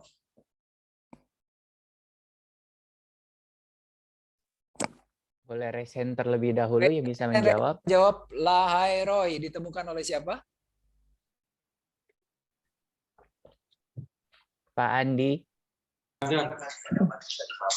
Boleh Hagar. silakan menjawab. Hagar, oke, betul. Jadi Lahairoi itu sebetulnya ditemukan oleh Hagar. Karena Hagar berjumpa dengan Allah yang melihat dia, El Roi. Maka di situ ada sumur. Sumur itu diberikan nama Lahairoi. Ya, Lahai. Hai itu Hayim, kehidupan. Sang pemilik kehidupan melihat saya. Dan kita tahu Hagar ini ibu dari siapa? Ismail. Tapi siapa yang tinggal di Lahairoi? Ishak. Maka saya katakan ya, kita sudah 4 kali berjumpa membicarakan tokoh Abraham. Tidak pernah ada satupun pihak yang berhak mengklaim tanah Kanaan itu secara eksklusif. Baik itu orang Israel maupun orang Palestina sama-sama seharusnya duduk berdampingan, tinggal dengan damai satu dengan yang lain. Karena mereka sama-sama keturunan Abraham. Itu bukti yang sangat jelas. Lalu ayat 63 perhatikan dengan teliti. Menjelang senja, Ishak sedang keluar untuk berjalan-jalan di padang. Ia melayangkan pandangnya, maka dilihatnya ada unta-unta datang. Saudara, Anda lihat berjalan-jalan, di situ saya tulis bahasa Ibraninya. La su'ah. Saudara, kata ini sulit sekali diterjemahkan. Kemungkinan besar artinya bukan berjalan-jalan. Artinya yang paling tepat sebetulnya bermeditasi. Sedang merenung, sedang berdoa. Senja hari, Ishak ini keluar untuk berdoa di padang. Berdoa apa? Ya mungkin dia tunggu, aduh moga-moga calon istri yang sedang dicarikan oleh hamba ayahku itu datang sore hari ini. Maka saudara, orang Yahudi sekarang berdoa itu 3 kali sehari. Doa ini dilakukan sambil berdiri, makanya disebut amidah. Ya, lihat di sebelah kiri bawah, amidah. Dari kata amat itu artinya berdiri. Tefilat ha'amidah. Tefilat itu artinya doa amidah. Doa sambil berdiri. Doa sambil berdiri ini ada 3. Yang pertama adalah doa pagi. Syakharit. Doa pagi. Siapa yang berdoa pagi? Abraham. Abraham ini pagi berdoa mengucap syukur atas keselamatan Lot dan keluarganya. Kejadian bab 19 ayat 27. Lalu ada doa senja namanya minha. Ini dikaitkan dengan Ishak. Kenapa? Karena menjelang senja Ishak ini keluar untuk berdoa. Menantikan kedatangan jodoh yang ditentukan Tuhan untuknya. Yang terakhir, itu doa malam namanya ma'arif. Saudara, kalau ma'arif ini Anda ingat maghrib bahasa Ibrani. Bahasa Arab ya. Ma'arif itu artinya malam. Sebenarnya ma'arif itu artinya juga barat. Kita tahu matahari ini turun ke sebelah barat berarti malam itu sudah tiba. Ini dikaitkan dengan Yakub karena kita tahu ya di bab 28 Yakub melarikan diri dari Esau, dia sampai di Betel. Di Betel dia bermimpi. Jadi ada 3 doa harian bangsa Yahudi sampai detik ini yang dikaitkan dengan doa-doa yang diajarkan oleh para bapak bangsa mereka. Ayat 64 sekarang. Ribka juga melayangkan pandangnya dan ketika dilihatnya Ishak, turunlah ia dari untanya. Luar biasa. Yang laki melayangkan pandang melihat istrinya Ribka. Ribka melayangkan pandang melihat Ishak. Aduh, luar biasa. Kata siapa kitab suci itu tidak bisa mengarang cerita yang romantis. Katanya kepada hamba itu, siapakah laki-laki yang berjalan di padang ke arah kita? Jawab hamba itu, dialah tuanku itu. Lalu Ribka mengambil telekungnya dan bertelekunglah ia. Saudara, ada sesuatu yang aneh nggak di sini? Katanya kepada hamba itu, ayat 65. Siapakah laki-laki itu yang berjalan di padang ke arah kita? Jawab hamba itu, dialah tuanku. Dialah tuanku. Saudara, selama ini siapa yang menjadi tuannya dari sang hamba? Coba lihat di ayat 12. Tuhan Allah tuanku Abraham. Selalu dia menyebut tuanku Abraham. Tuanku Abraham, tuanku Abraham, aku ini hamba Abraham. Tapi ketika dia pulang, dia mengatakan, Ishaklah tuanku. Nah, ada ahli tafsir yang mengatakan kemungkinan besar Abraham itu sudah meninggal pada saat itu. Ya, lalu saudara, ketika dia tahu, oh ini calon suami saya, buru-buru Ribka ini memasang cadar atau telekung. Saudara, kenapa demikian? Tradisi pada saat itu, sampai saat malam pengantin, seorang calon istri tidak boleh mempertontonkan wajahnya kepada sang suami. Maka nanti kita lihat di Kidung Agung bab 4 ayat 1, ketika malam pengantin tiba, mempelai laki-laki memuji mempelai perempuan. Ah, cantik matamu di balik telekungmu. Dia pakai cadar ya. Oke, sekarang kita lanjutkan ayat yang ke-66.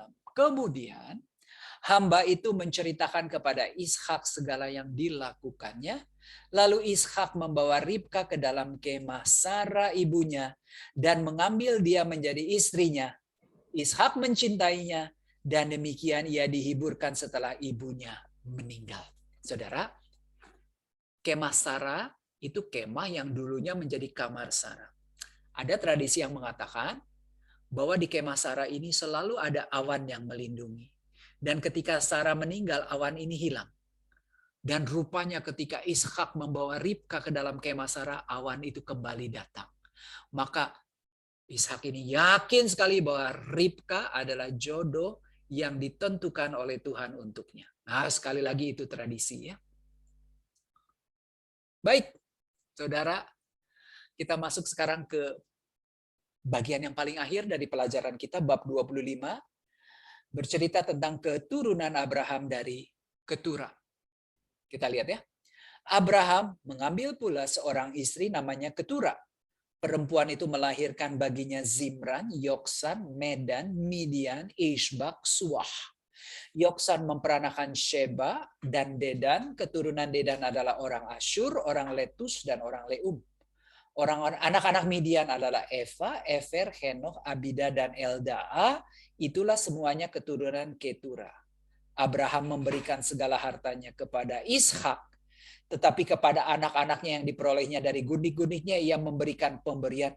Kemudian ia menyuruh mereka masing-masing, waktu ia masih hidup, meninggalkan Ishak, anaknya, dan pergi ke sebelah timur, ke tanah timur. Saudara, inilah genealogi dari Abraham. Abraham punya 3 orang istri, Sarah, Hagar, dan Ketura. Sarah hanya memberikan 1 orang keturunan, Ishak. Hagar memberikan 1 keturunan, Ismail. Ketura memberikan keturunan 1, 2, 3, 4, 5, 6. Ya. Lalu sekarang kita lihat dari keturunan Ketura ini beranak pinak lagi, ada Sheba, Dedan, dan lain-lain. Nanti kita lihat Ishak punya anak ini Yakub dan Esau. Yakub punya 12 anak, dan seterusnya. Ismail juga nanti kita lihat ada catatannya di perikop berikutnya punya anak. Nah saudara, Di kitab 1 Tawarikh bab 1 ayat 32 diceritakan bahwa keturunan Ketura, gundik Abraham, perempuan itu melahirkan Zimran, Yoksan, Median, Midian, Isbak, dan Suah. Anak-anak Yoksan adalah Sheba dan Dedan. Sama keterangannya. Ada yang mengatakan, tradisi lagi, Ketura itu sebetulnya adalah Hagar. Ada. Ya. Saya hanya menceritakan inilah tradisi yang beredar. Tidak tertulis di kitab suci. Konon katanya Hagar itu setelah diusir oleh Abraham, dia menjaga kesucian, tidak pernah membuka pintu lagi bagi pria lain. Ketika dia tahu Sarah sudah meninggal, maka Hagar ini kembali kepada Abraham. Maka kalau kita lihat, keturunan Ismail dengan keturunan Midian ini kadang-kadang suka kebalik-balik. Contohnya apa? Cerita Yusuf dijual oleh saudara-saudaranya kepada saudagar di Mesir. Ini kalau Anda baca di Kejadian bab 39, ini ceritanya bertukar-tukar. Kadang-kadang dikatakan oleh pedagang Ismail, kadang-kadang dikatakan oleh pedagang Midian. Ya, Ismail dan Midian sering ketukar-tukar. Padahal kalau kita lihat, ibunya berbeda. Ismail ini dari Hagar, Midian ini dari Ketura. Maka sebetulnya tradisi yang mengatakan Hagar adalah Ketura, kemungkinan besar itu ada ya. Ada benarnya begitu. Sekali lagi, asal kita tahu saja. Nah, saudara, tahu dari mana? Yang memberikan tafsir ini adalah seorang rabi. Rabi ini rabi yang hidup di Prancis pada abad ke-10, namanya Rashi. Tafsir Rashi terhadap kitab-kitab Taurat ini sangat diyakini oleh orang Yahudi. Lalu ini adalah komentar atau tafsir Rashi dari kitab Kejadian bab 25 ayat 1. Dia katakan, Ketura itu Hagar. Dia diberi nama Ketura karena perbuatannya itu secantik atau semanis dupa ya, incense ya, ketoret dalam bahasa Ibrani. Dan dia mengunci tubuhnya, dia tidak berjodoh lagi dengan orang lain ketika dia berpisah dari Abraham. Ini adalah tafsirnya ya. Baik saudara, kita lanjutkan sekarang ya. Abraham meninggal dan dikuburkan. Abraham mencapai umur 175 tahun, lalu ia meninggal. Ia mati pada waktu telah putih rambutnya, tua dan suntuk umur, maka ia dikumpulkan kepada kaum leluhurnya. Dan anak-anaknya Ishak dan Ismail menguburkan dia di dalam gua Makpela, di padang Efron bin Zofar orang Het itu, padang yang letaknya di sebelah timur Mamre, yang telah diberi Abraham dari Bani Het. Di sanalah terkubur Abraham dan Sarah istrinya.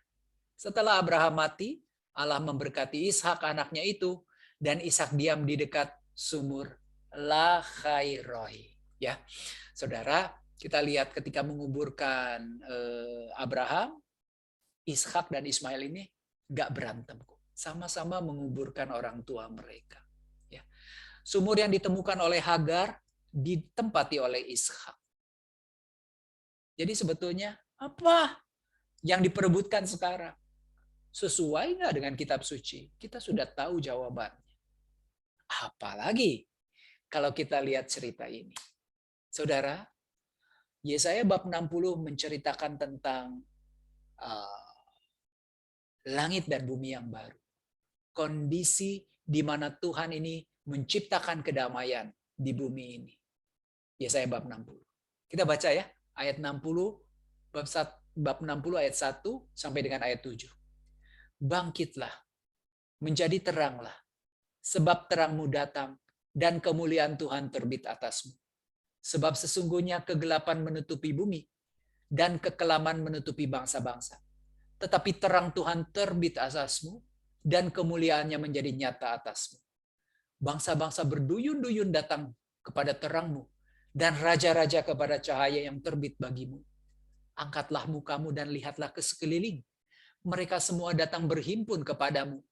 Anak-anakmu laki-laki datang dari jauh. Anak-anak perempuanmu digendong. Pada waktu itu engkau akan heran, melihat dan berseri-seri. Engkau akan tercengang dan akan berbesar hati. Sebab kelimpahan dari seberang laut akan beralih kepadamu. Dan kekayaan bangsa-bangsa akan datang kepadamu. Sejumlah besar unta akan menutupi daerahmu. unta-unta muda dari Midian dan Eva. Mereka semua akan datang dari Sheba, membawa emas dan kemenyan, memberitakan perbuatan masyhur Tuhan. Segala kambing domba Kedar akan berhimpun kepadamu, domba-domba jantan Nebayot akan bersedia untuk ibadahmu.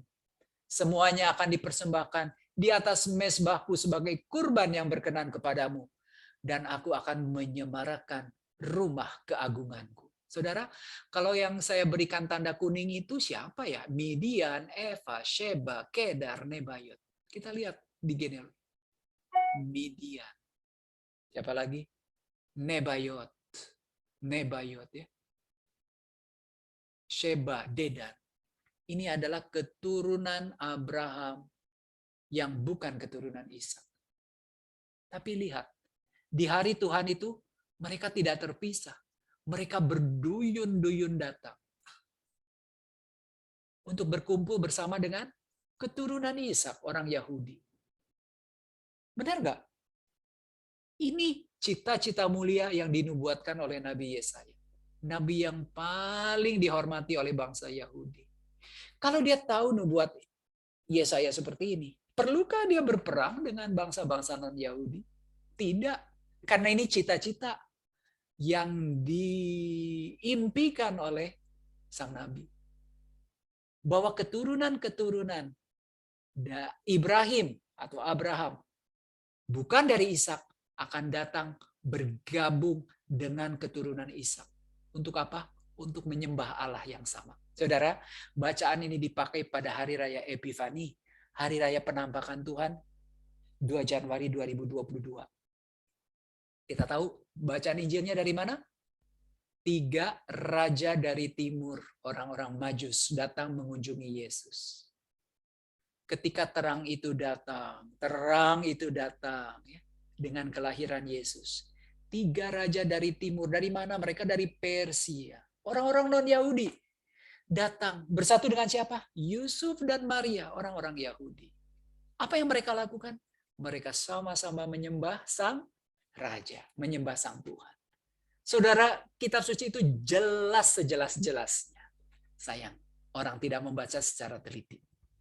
Baik, sekarang kita tutup dengan keturunan Ismail. Inilah keturunan Ismail anak Abraham yang telah dilahirkan baginya oleh Hagar. Perempuan Mesir hamba Sarah itu, inilah nama-nama anak Ismail disebutkan menurut ukuran lahirnya. Nebayot anak sulung Ismail, selanjutnya Kedar, Adbil, Mitsam, Mishma, Duma, Masa, Hadad, Tema, Yetur, Nafis, dan Ketma. Itulah anak-anak Ismail, dan itulah nama-nama mereka menurut kampung mereka dan menurut perkemahan mereka. 12 orang raja masing-masing dengan suku-sukunya. 12 sempurna. Umat Allah juga 12 raja lagi. Umur Ismail 137 tahun, sesudah itu ia meninggal, mati dan dikumpulkan kepada kaum leluhurnya. Mereka mendiami daerah dari Havila sampai Shur, yang letaknya di sebelah timur Mesir ke arah Asyur. Mereka menetap berhadapan dengan semua saudara mereka. Saudara, kita tutup pertemuan kita tentang kisah Abraham ini. Perlukah berkelahi? Perlukah berperang? Perlukah saling membunuh antara sesama keturunan Abraham? Ditetapkannya Ishak sebagai ahli waris tidak mengubah sejarah, tidak mengubah cerita. Ya, dari Ishak hanya ada satu keistimewaan, bahwa dari keturunannya akan lahir sang juru selamat yang menyelamatkan segenap manusia. Selebihnya, orang-orang keturunan Ishak disuruh hidup berdamai dengan orang-orang keturunan non-Ishak. Yahudi harus bekerja sama dengan orang-orang non-Yahudi untuk sharing, ya, berbagi tempat yang dijanjikan Allah kepada mereka. Demikian tokoh kita selesai. Sekarang saya akan menjawab pertanyaan. Oke, terima kasih Pak Yer. Sudah ada beberapa pertanyaan.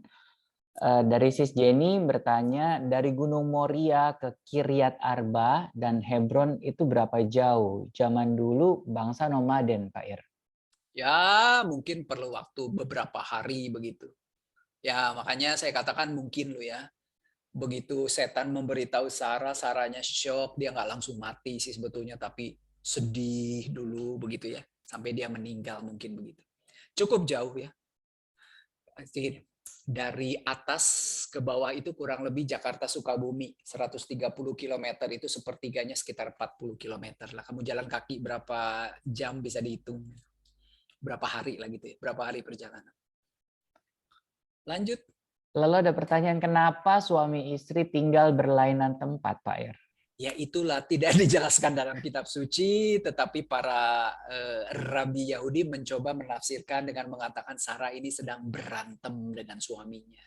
Berantemnya gara-gara apa? Banyak cerita sebetulnya. Kalau saya ceritakan nanti kamu berkata begini, Pak Irhani ngajak kitab suci atau ngajar dongeng, dia bilang gitu. Jadi ada cerita seperti ini juga, bahwa sebetulnya hari itu ketika Abraham pergi ke Bukit Moria itu Sarah tahu gitu.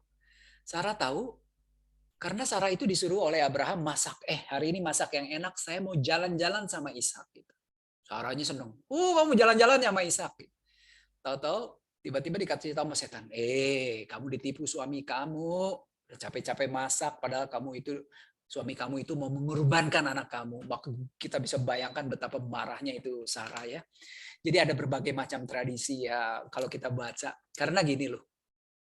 Midrash bisa itu Targum atau Talmud itu banyak luar biasa begitu ya. Nah, masing-masing ceritanya berbeda begitu.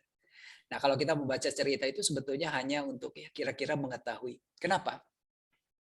Kalau kita membaca Taurat menurut orang Yahudi itu dibagi menjadi beberapa bagian.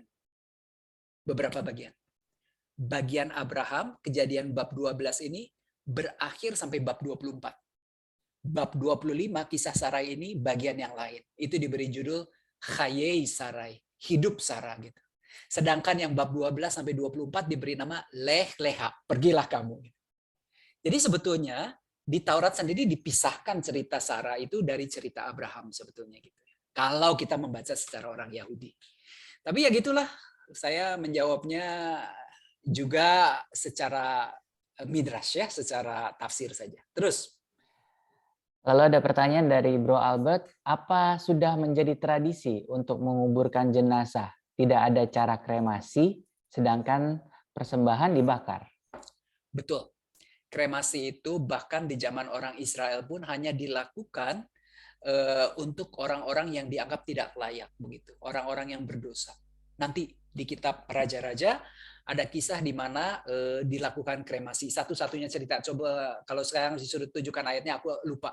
Mayat-mayat dibakar itu demi mempermalukan mereka. Ya, jadi membakar mayat bukan cara yang sempurna untuk memulasarkan jenazah. Begitu. Pada saat itu hanya penguburan. Oke, Pak Ir, ada pertanyaan lagi. Suami istri dikuburkan dalam satu gua atau satu gua untuk suami-suami dan satu gua untuk istri-istri? Saya mana tahu kuburan mereka di sana pun juga nggak jelas benar nggak isinya Abraham dan Sarah begitu kan ya. Nggak bisa jawab. Nggak bisa jawab. Tapi saya ingat ayah dan ibu saya dikuburkan dengan kuburan yang nyambung begitu ya. Nggak tahu lah. Nggak bisa jawab ya. Mohon maaf. Lalu ada pertanyaan lagi dari Bu Stefani, berapa usia Ribka ketika dipinang Ishak? Saya pernah mendengar seorang ustadz muslim mengatakan bahwa Ribka berumur 3 tahun. Tidaklah saya rasa. Bagi orang Yahudi, mereka itu menikah di usia 12 tahun. Ya, 3 tahun itu usia disapih. Tahu disapih? Disapih itu lepas dari susu ibunya, itu 3 tahun. Ada di kitab Makabe itu. Jarang orang 3 tahun dinikahkan. Wanita itu dinikahkan ketika dia sudah menjadi akil balik, sudah menstruasi, ya usianya 12. Maka ada keyakinan Bunda Maria juga usia 12 tahun dia dinikahkan dengan Yusuf begitu. 12 ya kalau menurut tradisi biasanya. Lalu ada pertanyaan, kenapa zaman dulu harus perempuan yang menimba air? Kalau itu culture mereka, semua perempuan mungkin akan tawarkan air buat dia dan unta-untanya. Pertanyaan menarik. Tapi kan kita tahu bahwa kisah ini tidak menceritakan tentang timba yang penting, tetapi bagaimana jodoh itu diatur oleh Tuhan. perkawinan endogamus, perkawinan yang diatur oleh Tuhan. Jadi itu yang menjadi konsentrasi kita begitu ya. Maka kalau ditanya, kenapa kok Ribka yang menawarkan air bukan yang lain? Ya karena Ribka yang dipilih oleh Allah. Begitu. Jawabannya dengan jelas seperti itu. Lanjut. Lalu ada pertanyaan, apakah pada saat itu tidak ada ijab kabul atau janji nikah dengan saksi-saksi di kitab suci? Ishak membawa Ribka ke kemah ibunya. Kejadian 24 ayat 7. Kalau di kitab Kejadian tidak diceritakan, tetapi di kitab Tobit itu ada ijab kabulnya. Coba buka Tobit bab, ini yang nanya pinter banget ya, saya sampai harus buka segala macam kitab untuk menjawab. Nih, Tobit bab 7 ayat 14 saya bacakannya. Tobit bab 7 ayat 14. Lalu dipanggilnya ibu Sarah untuk mengambil sepucuk gulungan, ditulisnya perjanjian perkawinan, dan dengan demikian Sarah diserahkan menjadi istri Tobia sesuai dengan ketetapan Taurat Musa. Sesudah itu mulailah mereka makan minum. Jadi ada perjanjian perkawinan yang harus ditandatangani, kedua mempelai, lalu ada saksi nikah. Saksi nikahnya di sini adalah orang tuanya sendiri. Dan ingat, saksi nikah ini harus mencantumkan kesetiaan kepada Taurat. Ini luar biasa. Ini luar biasa. Maka jangan sekali-kali mengatakan gereja Katolik itu terlalu memaksakan ya. Perkawinan beda agama, beda gereja, pihak yang non-Katolik itu harus menandatangani surat pernyataan. Aduh, itu kitab suci. Di kitab suci dikatakan ada ketetapan Taurat Musa yang harus ditaati. Ya berarti kan sebetulnya secara garis besar disuruh menandatangani pernyataan bahwa saya bukan orang Yahudi pun harus taat pada Taurat. Makanya baca kitab suci, jadi tahu ajaran gereja Katolik itu punya dasar Alkitab yang sangat solid. Lanjut. Lalu ada pertanyaan Pak Ir, apakah malaikat yang menuntut Eliezer adalah malaikat Rafael? Oh tidak mungkin itu. Tidak dicatat dan tidak pernah saya baca midrasnya. Jadi kita tidak tahu malaikatnya siapa. Ingat, di kitab Kejadian ini, malaikat Tuhan bahkan sering melambangkan Tuhan sendiri. Jadi saya yakin itu Tuhan yang mendampingi. Tadi mengenai apa? Mengenai kremasi ya. Coba buka Imamat 20 ayat 14. Sambil itu saya cari dulu. Ada kok di sini. Pertanyaan yang lain dulu. Ada. Sekarang baca ini. Catat ya, yang tadi nanya mengenai kremasi. Imamat 21 ayat 9. Orang Yahudi itu tidak menerima kremasi. Apabila anak perempuan seorang imam membiarkan kehormatannya dilanggar dengan bersundal, maka ia melanggar kekudusan ayahnya dan harus dibakar dengan api. Jadi dibakar dengan api adalah cara kematian yang tidak hormat. Wanita yang kehilangan kesuciannya sebelum dia menikah secara resmi, itu hukumannya dibakar dengan api. Jadi kalau kita lihat, memang cara kremasi adalah cara kematian tidak dengan hormat, menurut tradisi Yahudi. Terus pertanyaan yang lain. Lalu ada pertanyaan, Pak Ir, apakah anting dan gelang dari Eliezer itu berlaku sebagai mahar? Ya, jadi gini. Kalau dalam perkawinan Yahudi, biasanya pihak yang melamar itu datang, lalu dia memberikan mahar atau mas kawin begitu. Nah, mas kawinnya itu nanti kalau diterima berarti ya sudah terjadi sebuah ikatan perkawinan ya, meskipun mereka boleh dikatakan belum serumah misalnya begitu. Betul, itu adalah mas kawinnya. Nanti kalau di zamannya Perjanjian Baru, masyarakat yang sudah jauh lebih modern, itu lucu ya. Saya pernah membaca sebuah tafsir dalam bahasa Italia begitu. Dia menceritakan begini. Misalnya nih ya, Matthew ini mau melamar seorang gadis begitu. Keluarga kamu itu datang ke rumah keluarga perempuan itu, nanti perempuan itu suruh jalan di atas mimbar gitu, ada satu tempat yang lebih tinggi. Lalu dia jalan, udah jalan itu nanti papa mama kamu itu memberikan ponten. Oh cantik ya, oke, 1 gram emasnya. Giginya gingsul, ini cuma 0,5 gram. Oh gendut, oh ini cuma 3 gram begitu. Ya, sampai akhirnya ditimbang-timbang diukur. Nah nanti papa kamu kasih tahu ke calon mertua kamu, Ci, kok sorry ya, ini nilainya maharnya cuma 22 gram dihitung, bersedia apa enggak gitu. Kalau diterima ya sudah terjadi ikatan perkawinan. Kalau tidak ya sudah gitu, tidak terjadi ya. Jadi memang itu tradisi masyarakat Yahudi di kemudian hari di Perjanjian Baru. Tapi di Perjanjian Lama nampaknya belum ada nilai menilai begitu. Lanjut, ini pertanyaannya aneh-aneh nih dari tadi.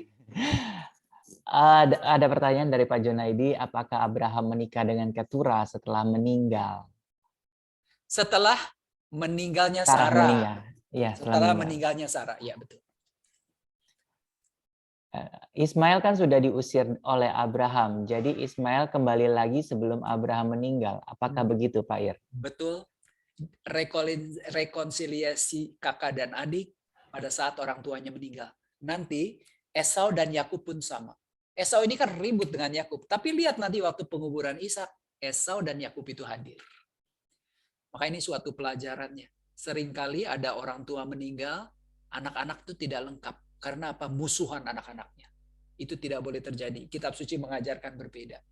Berbeda pendapat, friksi, berantem, adik kakak, orang tua meninggal lengkap hadir. Gitu. Melupakan semua persoalan, pertentangan demi orang tua bersama yang dihormati. Ingat tuh pelajaran dari kitab suci. Lanjut. Ada pertanyaan Pak Ir, kalau tadi ada tafsir dari Rabi Israel, bagaimana dengan tafsir Muslim? Apakah alur cerita atau kisah tentang Abraham ini selaras dengan cerita tentang Ibrahim menurut umat Islam, Al-Quran? Ya tentu saja ada perbedaan, ya. Tentu saja ada perbedaan dan ada persamaan. Dan seperti saya ajarkan setiap kali, masing-masing itu memiliki keyakinan yang harus kita hormati. Jadi ya sudah, berbeda tidak apa-apa. Kalau saya melihat secara garis besarnya itu sama sebetulnya, ya. Bagaimana keterlibatan Tuhan, bagaimana kualitas orang yang namanya Abraham atau Ibrahim itu sebetulnya sama. Andai kata ada perbedaan tentang cerita anak yang dikurbankan Ismail dan Ishak pun sebetulnya akhirnya sama kan, dua-duanya kan nggak jadi dikurbankan. Perlu nggak sekarang dipertanyakan siapa yang dikurbankan? Wong dua-duanya nggak jadi dikurbankan kok. Nah orang itu kadang-kadang bodoh, yang gitu diributin. Kan gak jadi dikurbankan dua-duanya. Berarti dua-duanya hidup nggak? Hidup. Yang itu kok diributin gitu. Belajar tokoh Abraham, belajar bagaimana mencari perdamaian di tengah perbedaan. Lanjut. Dari Pak Andi, yang pernah saya dengar anggota angkatan bersenjata tambah polisi Israel sekitar adalah keturunan. Ya, adalah keturunan Abraham Arab non Israel. Iya, bisa saja ya. Sebetulnya dalam kehidupan modern ini orang sebetulnya sudah tidak terlalu fundamentalis ya. Terlalu fundamentalis. Contoh ya saya katakan. Orang-orang Yahudi yang sekarang tinggal di Yerusalem yang termasuk kaum religius. Kamu tahu kaum religius ini ada tandanya pakai topi hitam, lalu di sini pakai godek begitu. Itu kan orang-orang yang hidupnya benar-benar setiap hari belajarnya Taurat begitu ya. Jadi hidup untuk agama Yahudi. Tahu nggak, mereka itu sebetulnya tidak mau berbicara bahasa Ibrani. Mereka menggunakan bahasa namanya Yiddish. Yiddish itu adalah bahasa yang mirip bahasa Jerman. Di perbatasan dengan Spanyol, mereka berbicara bahasa Ladino. Itu mirip dengan bahasa Spanyol.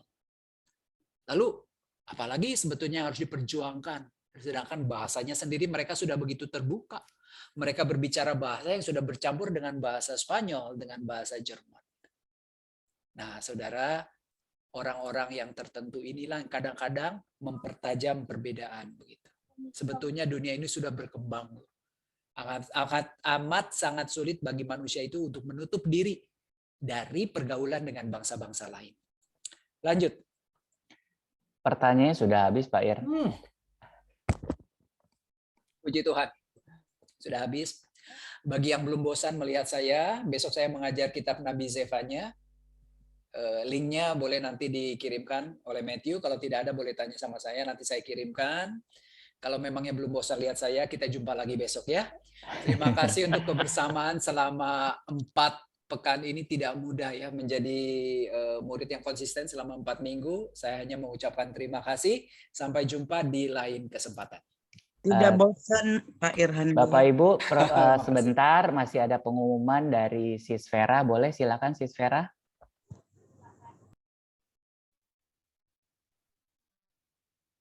Baik, selamat malam Bapak Ibu sekalian. Perkenalkan, nama saya Vera. Sebelumnya terima kasih banyak Pak Irhandi. Saya juga mengikuti malam ini. Selalu kalau Pak Irhandi yang bawain tuh nggak membosankan, menarik gitu Pak. Thank you. Jadi banyak background ceritanya ya Pak ya. Malam ini saya juga berterima kasih kepada Matthew dari Seksi Kerasulan Keluarga Kitab Suci dari Paroki Danau Sunter yang telah mengizinkan kami untuk mengumumkan tentang seminar hidup dalam Roh Kudus yang akan diadakan nanti mulai tanggal 16 Maret sampai dengan 4 Mei. Mungkin Bapak Ibu sudah pernah ikut SHDR atau pernah ikut retret awal. Nah ini sebenarnya sama dan ini bisa diikuti berkali-kali karena bagus sekali untuk kita menyegarkan kembali kehidupan rohani kita. Mungkin boleh ditayangkan videonya Matthew?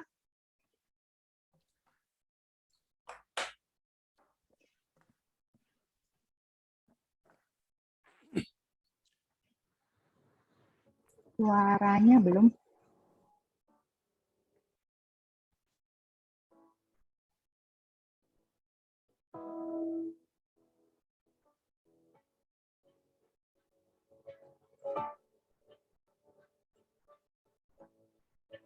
Kita merasa sedih, kesepian, kita bingung tujuan hidup kita mau kemana. Kita mengalami satu goncangan di dalam kehidupan rohani kita yang terasa hambar, mandek. Pada saat itulah kita mengikuti kembali seminar ini untuk kembali menyegarkan rohani kita supaya kita semakin dibaharui di dalam roh dan pikiran kita kembali mengenalkan manusia kita yang diciptakan oleh Tuhan. Berikut ada penjelasan sedikit dari Romo moderator kami. Saudara-saudari umat Paroki Danau Sunter, dalam kehidupan beriman kita sering merasakan kehidupan rohani yang mandek, kering, ibadat dan doa kita monoton. Jika hal ini terjadi, maka kita perlu pembaharuan dalam hidup. SHDRK akan membantu kita untuk menangkap Roh Kristus, untuk menangkap Roh Kudus sehingga bisa memberikan pada kita suatu semangat baru, suatu kegembiraan dalam menjalani kehidupan beriman kita. Mari kita bersama-sama mengikuti seminar SHDRK.